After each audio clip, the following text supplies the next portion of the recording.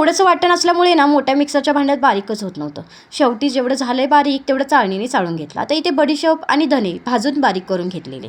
आता त्याची पावडर झाली. लगेचच इथे उकडलेले बटाटे आणि उकडलेले वाटाणे घेतलेत मिक्स करून. त्यानंतर एका पॅनमध्ये तेल ओतलं. तेलामध्ये बडीशेप आणि धनेची पावडर घातली. तिखट, हळद, मीठ, थोडासा चाट मसाला घातला आणि वाटाणे आणि बटाटे शिजवलेले घालून स्मॅश करून घेतले.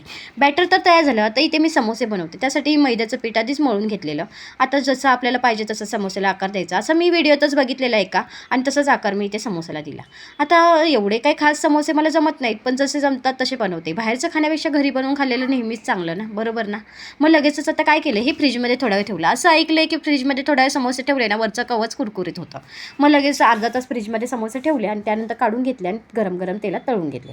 आता मीडियम गॅसवर छान असे खरपूस होईपर्यंत समोसे तळून घेतले. आता तळून झाल्यावर त्याच्यामध्ये तिखट तिखटाच्या मिरच्याही तळून घेतल्या आणि मस्त समोसे आणि मिरच्या एन्जॉय केल्या. कशी वाटली मग रेसिपी नक्की सांगा.